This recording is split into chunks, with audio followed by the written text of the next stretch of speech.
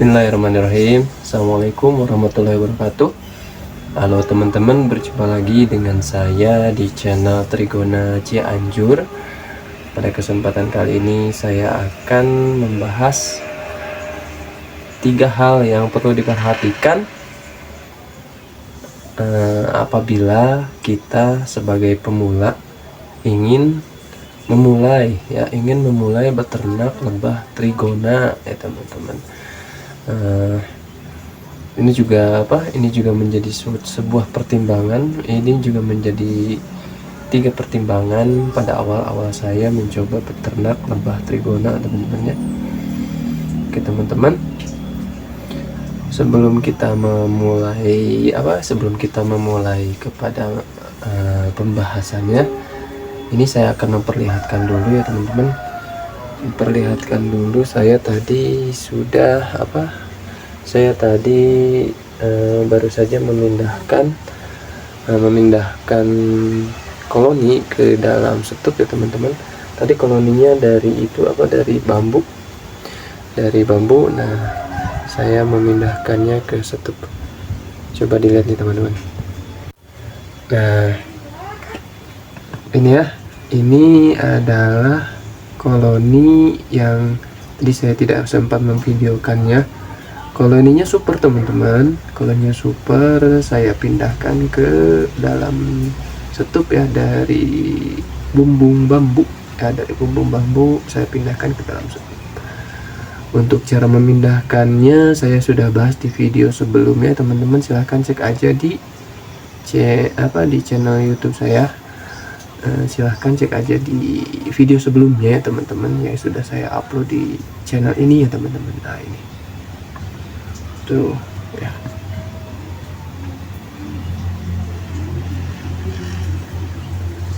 Teman-teman, oke, kita lanjutkan ya pembahasannya.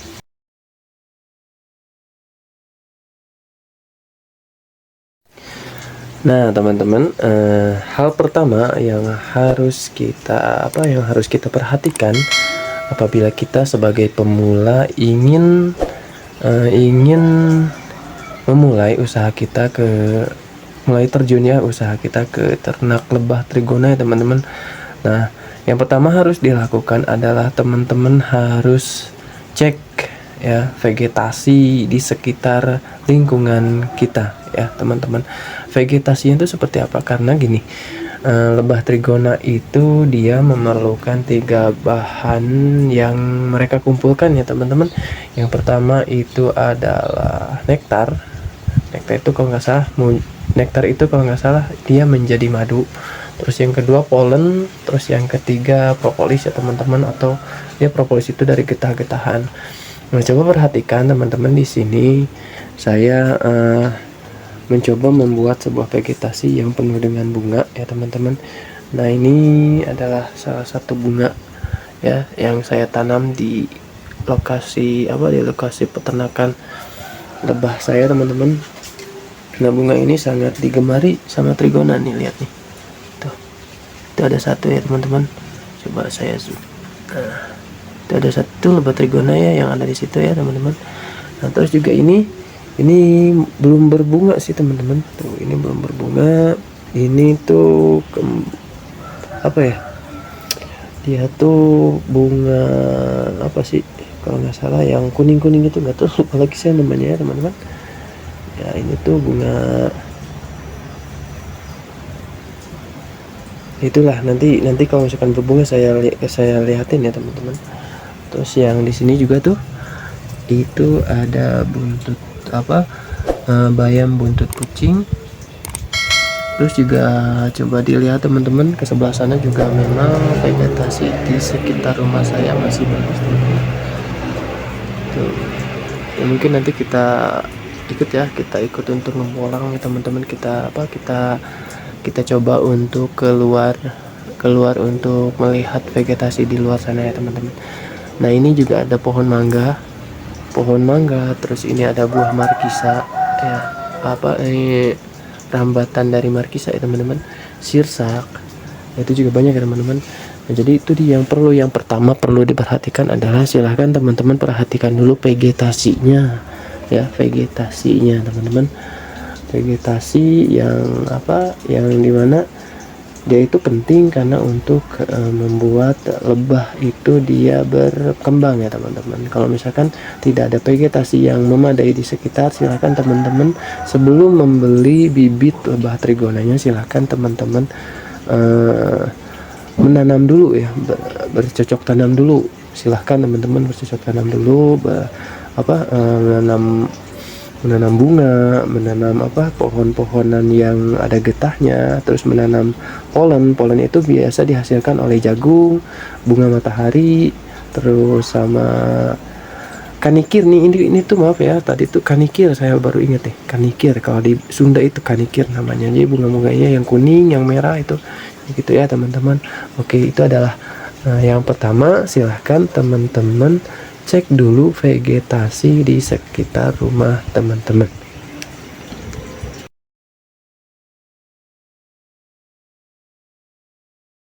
Terus yang kedua yang harus diperhatikan oleh teman-teman apabila ingin mencoba untuk beternak lebah trigona, teman-teman harus memperhatikan hama dari lebah trigona itu sendiri ya teman-teman.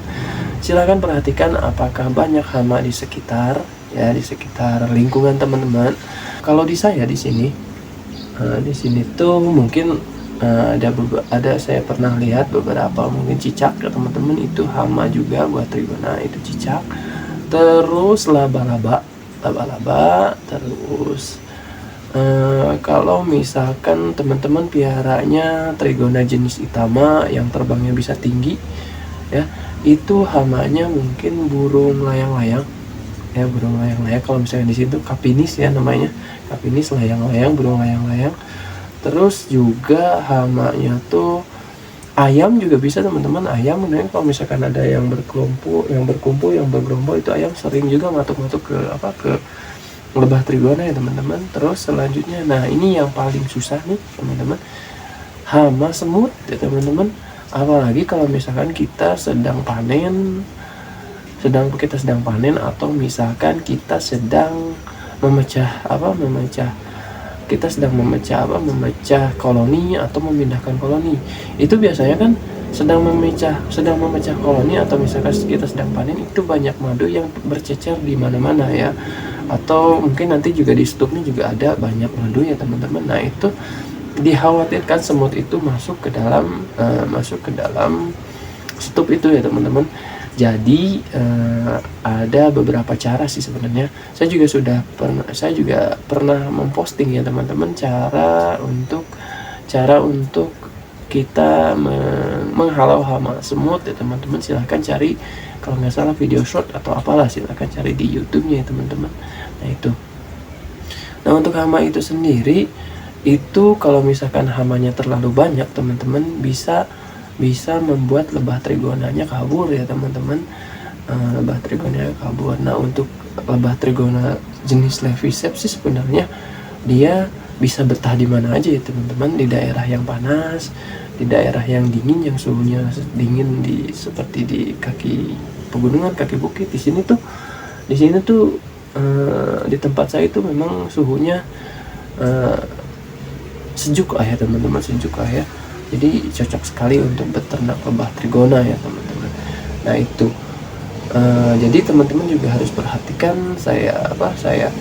Saya titik beratkan lagi yang harus diperhatikan teman-teman kalau misalkan mau untuk mencoba beternak lebah trigona. Sebelum teman-teman membeli bibit atau mencari bibit, silahkan teman-teman perhatikan hama dari lebah trigona tersebut.